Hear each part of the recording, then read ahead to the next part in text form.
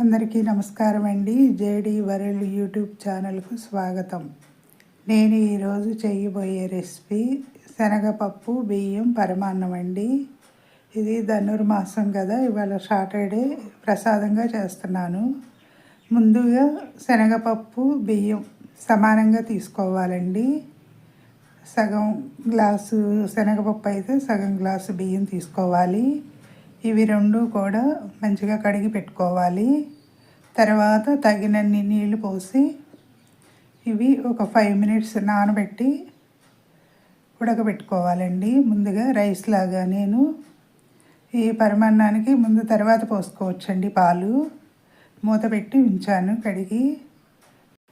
శనగపప్పు బియ్యాన్ని నానబెట్టడం వల్ల చక్కగా పొడి పొడిగా ఉంటుందండి రైసు. ఈ శనగపప్పు కూడా వద్ద ఇలా మామూలు రైస్ వండుకున్నట్టే వండుకోవటమేనండి.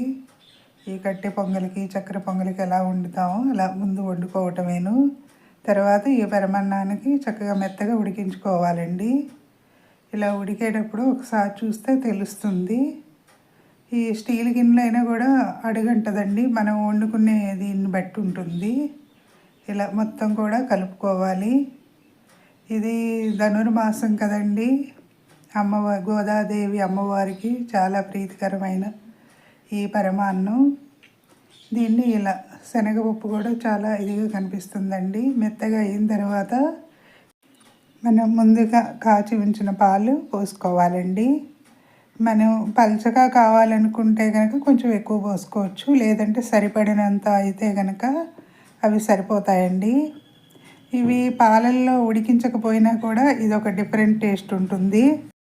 ఎలా చేసినా కూడా ఆ స్వీటు ఆ పాలు అన్నీ ఉంటాయి కాబట్టి టేస్ట్ బాగానే ఉంటుందండి. ఇలా చక్కగా మొత్తం కూడా కలుపుకోవాలి. ఈ శనగపప్పు చక్కగా బద్దలుగా కనిపిస్తుంది. దీనిలో కొంచెం కొబ్బరి ముక్కలు కూడా వేసుకోవచ్చండి, లేదంటే కొబ్బరి తురుము కానీ. ఈ శనగపప్పు బియ్యంతో చేస్తున్నాను కాబట్టి ఈరోజు దీంతో ఇలా చేస్తున్నానండి. సబ్స్క్రైబర్స్ పెరగటం లేదండి, సబ్స్క్రైబ్ చేయండి. మరిన్ని వీడియోస్ చేస్తాను. నేను చేసే వీడియోస్ ఎలా ఉన్నాయో కామెంట్స్లో పెట్టండి. ఇంకా కొంచెం పలుచగా కావాలి అనుకుంటే కనుక కొంచెం పాలు పోసుకోవచ్చండి. ఇప్పుడైతే గరిటె జారుగా ఉంది కదా ఈ పరమాన్నం. ఇంకా కొంచెం పలుచగా కావాలనుకుంటే కనుక పాలు ఎక్కువ పోసుకోవటమేనండి. ఇప్పుడు నేను ఇవి పాలు పోసాను. కొంచెం అయినా కూడా పాలు లేనిదే పరమాన్నానికి రుచి రాదండి. ఇలా చేసి గరిటెతోటి ఇప్పుడు దీనికి తగినంత బెల్లం వేసుకోవాలండి. ఇప్పుడు నేను ఇది బెల్లం పౌడర్ తీసుకున్నానండి. హెల్త్కి చాలా మంచిదండి. ఇది ఇలా బెల్లంతో చేసుకోవటం వల్ల చక్కెర హెల్త్కి అంత కరెక్ట్ కాదండి. బెల్లం పౌడర్ ఇప్పుడు బయట బాగానే దొరుకుతున్నాయి షాపుల్లో.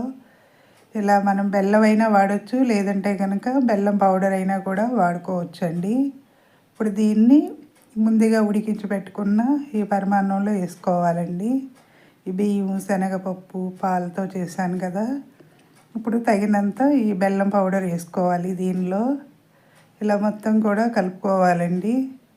ఇలా చక్కగా నోరు ఊరిపోతుంది కదండి, దేవునికి ప్రసాదంగా కూడా పెట్టవచ్చు. ఇది అయిపోయిన తర్వాత 2 ఇలాచి వేసానండి. అవి వేసినప్పుడు తీయలేదు వీడియో. మనం బయట కొని తెచ్చుకునే స్వీట్ల కన్నా కూడా ఇలా ఇంట్లో చేసుకుని తింటే చాలా మంచిదండి ఆరోగ్యానికి. స్వీట్లలో చక్కెర శాతం ఎక్కువ వేస్తారు. కొన్ని స్వీట్స్కి అయితే కలర్స్ కూడా వాడతారండి. కలర్స్ వాడడం వల్ల అంత మంచిది కాదు. తర్వాత కొంచెం నెయ్యిలో 2 స్పూన్స్ నెయ్యిలో జీడిపప్పు బాదం కిస్మిస్ కూడా ఫ్రై చేసుకుని పెట్టుకున్నానండి. అవి వేసి కలుపుకోవటమేను. దీనిలో వేయించగా మిగిలిన నెయ్యి కూడా వేసుకోవచ్చండి. ఈ వేయించగా మిగిలిన నెయ్యి కూడా ఇందులో వేసుకోవచ్చండి. మనం నెయ్యి వేసుకుంటే టేస్ట్ చాలా బాగుంటుంది. ఇక మనం సర్వ్ చేసుకునేటప్పుడు కలర్ఫుల్గా ఉండటం కోసం కొంచెం ఈ కాచి చల్లార్చిన పాలు కూడా పోసుకుంటే పల్చగా ఉంటుంది, చూడటానికి కూడా చాలా బాగుంటుందండి. ఈ పరమాన్నంలో నేను గార్నిషింగ్కి కొంచెం పాలు పోసాను. జీడిపప్పు బాదం కిస్మిస్ కూడా వేసానండి.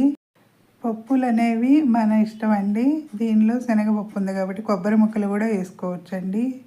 ఈ జీడిపప్పు కిస్మిస్ మనకి తగినన్ని వేసుకోవచ్చు. కొంచెం ఎక్కువగా తినేవాళ్ళు ఇంకా కొంచెం ఎక్కువ వేసుకోవచ్చు అండి. శనగపప్పు బియ్యం పరమాన్నం అయిపోయిందండి. నచ్చితే లైక్ చేయండి, షేర్ చేయండి, సబ్స్క్రైబ్ చేయండి. మీ లక్ష్మీ కుమార్.